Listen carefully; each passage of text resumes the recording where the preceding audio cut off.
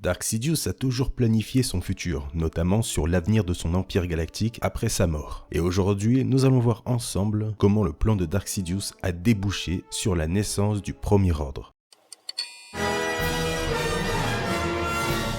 Avant de réellement commencer ce Star Info, je tiens à préciser que cette histoire se base sur l'excellente trilogie Riposte, que vous devez lire absolument, puisque déjà elle est géniale, mais en plus de ça, il va y avoir énormément de vulgarisation dans cette vidéo. Donc si les romans vous plaisent, après cette vidéo, foncez les acheter, notamment pour avoir beaucoup plus de détails sur l'histoire. Alors je tiens par contre à m'excuser, puisque dans ce Star Info, en sachant que l'histoire est tirée de romans, les illustrations seront très peu présentes. J'espère que ça ne va pas vous gêner. Bref, commençons. Remontons le temps avant même que Sidious devienne empereur. À cette époque, il est encore chancelier de la République galactique. Palpatine avait déjà prévu un plan pour lui et son futur empire. Ce plan avait comme nom la contingence. Et la contingence consistait à détruire l'empire si l'empereur lors de son règne venait à être tué pour que les survivants impériaux de ce plan puissent reconstruire l'empire sans les défauts du précédent. Le plan n'était connu que de lui et de quelques personnes qui travaillaient avec lui dessus, mais il se comptait sur les doigts de la main. Et pour vous dire, à l'époque de l'empire,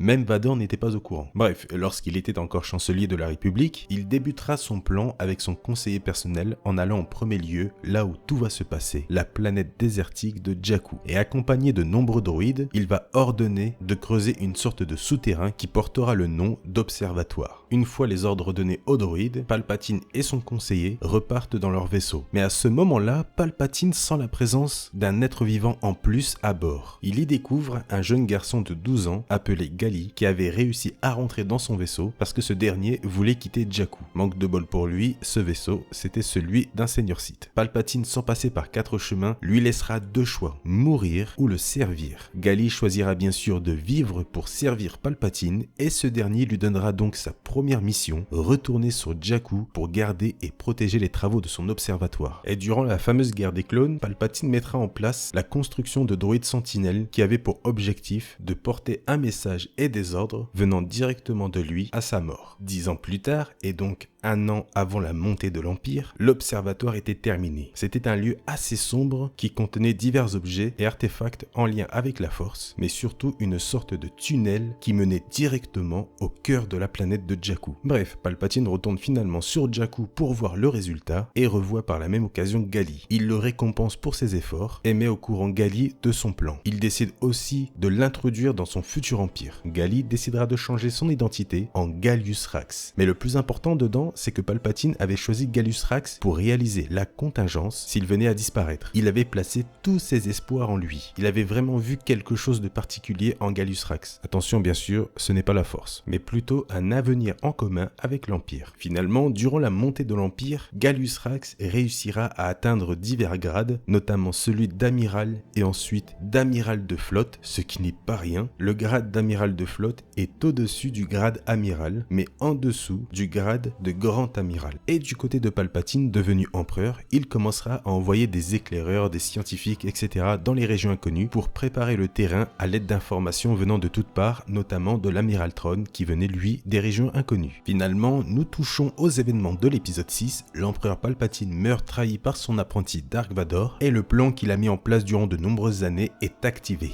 La contingence est activée, ce qui veut dire que tous les droïdes messagers qui ont été construits qui contenaient les derniers ordres de Sidious ont été activés et envoyés à divers endroits, notamment vers Gallius Rax avec un messager personnel l'informant de la mort de l'empereur, et donc de commencer de son côté ce à quoi il a été préparé. Le plan débute finalement avec le fameux projet Opération Cendre, ce qui permet de détruire divers mondes appartenant à l'Empire, mais aussi des mondes rebelles, tout détruire pour mieux reconstruire. Mais en réalité, si Dark Sidious a mis en place ce plan, c'est parce qu'il ne voulait tout simplement personne pour diriger son empire à lui. En gros, un sacré égoïste. Bref, l'opération Cendre est lancée et fait son travail. Du côté de Gallius Rax, qui va avoir une importance assez incroyable dans l'Empire, il va mettre en place un conseil nommé le Conseil des Ombres, composé des plus hauts membres de l'Empire, dont Brundle Hux et Rey Sloane. Et cette dernière deviendra publiquement le visage de l'Empire, mais officieusement, Rax avait beaucoup plus d'influence. Et c'est d'ailleurs lui qui a donné le grade de grand amiral à Rey Sloane. Il se fera passer aux yeux de tous comme inférieur à Sloane, mais en réalité, il était supérieur à elle, puisque c'était lui qui dirigeait tout ça dans les ombres. Gallius Rax était un marionnettiste et l'Empire ses marionnettes. Mais il faut savoir que Sloane et Gallius Rax ne s'aimaient pas du tout et n'étaient pas d'accord sur la façon de faire survivre l'Empire, puisqu'il faut savoir que le plan de la contingence n'était pas divulgué. Rax était l'un des seuls à travailler dessus et Sloane n'appréciait pas du tout ses manières de faire. Donc, au bout d'un moment, Gallius Rax va en avoir marre et fera en sorte de faire assassiner Sloane. De son côté, Gallius décide de créer un tout nouveau poste dans l'Empire appelé le Conseiller de l'Empire. Un titre en gros pour se la raconter un peu et montrer que c'est lui qui dirige les restes de l'Empire, encore une fois officieusement, puisque publiquement, pour remplacer Sloane, il prendra le fameux grand vizir Masameda comme nouvelle figure de l'Empire. Il se servira notamment de lui comme avec Sloane pour de la propagande, etc. Masameda était le nouveau dirigeant de l'Empire, le nouvel empereur. Mais tout ça n'était qu'un titre, puisqu'en réalité, Masameda était gardé comme un prisonnier dans le palais impérial par la flotte de Gallius Rax, qui dirige réellement l'Empire depuis les ombres. Encore une fois, c'est un jeu de marionnettes. Bref, il dit au Conseil sombre que Sloane a été enlevé par la Nouvelle République et qu'elle a été tuée, etc. et qu'il faut rassembler toutes les dernières forces de l'Empire pour une dernière bataille contre la jeune Nouvelle République sur la planète, vous la connaissez,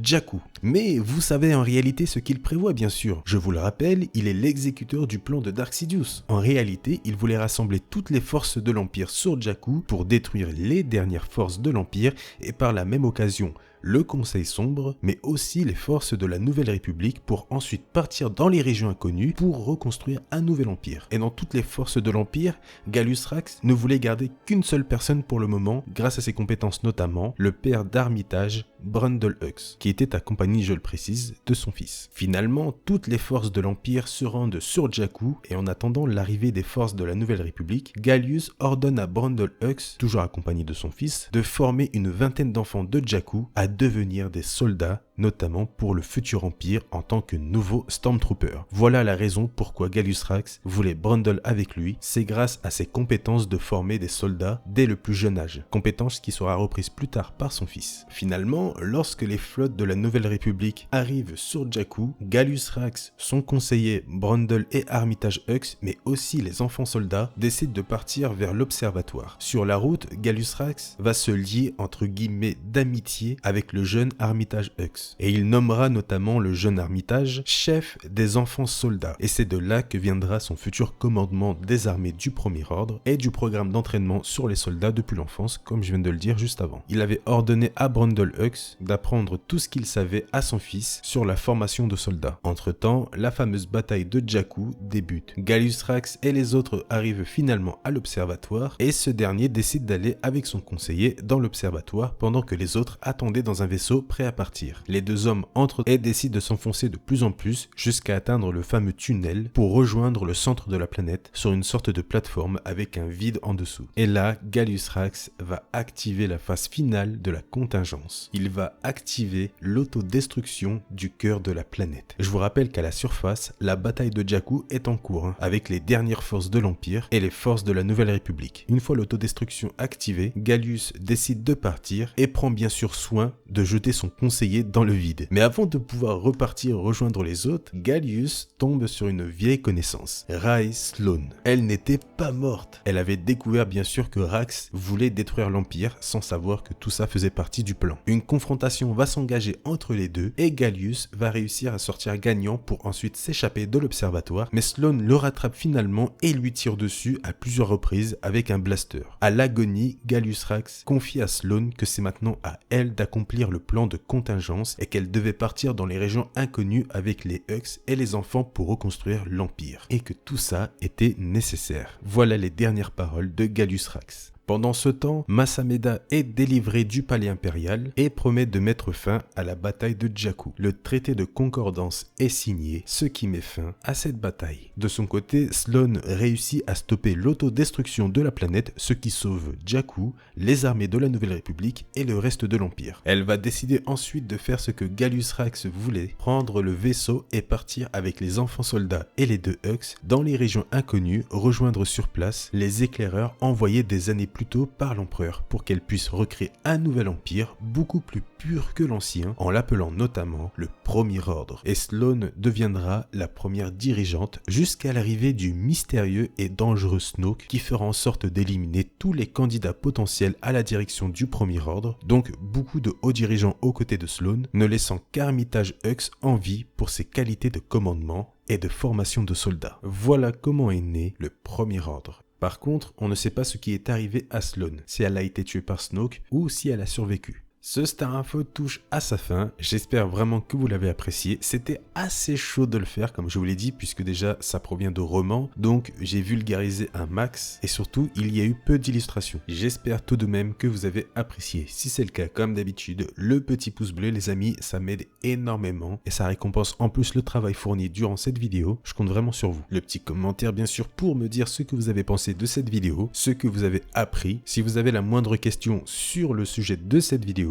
j'y répondrai ou d'autres personnes le feront, c'est ça qui est bien avec cette communauté. Mais en tout cas, n'hésitez pas si vous avez la moindre question sur le sujet de la vidéo uniquement. Bien sûr, comme d'habitude, si les vidéos vous plaisent, hop, le petit abonnement si ce n'est pas déjà fait. Vous faites comme vous voulez, je vous laisse le choix, mais ça fait très plaisir. En plus, on est 95 000 et bientôt 100 000, c'est assez incroyable. Et aussi, si vous avez un peu de temps, dans la description de cette vidéo, il y a le lien YouTube de la chaîne. N'hésitez pas à regarder 2-3 pubs, ça fait toujours plaisir, surtout si on a du temps à perdre, et ça permet de me soutenir et de soutenir la chaîne gratuitement. Merci à tous ceux qui y passent. Sur ce les amis, merci à tous d'avoir regardé cette vidéo. Je vous souhaite une bonne journée ou une bonne soirée. Prenez soin de vous, c'est très important. Je vous laisse. Salut à tous.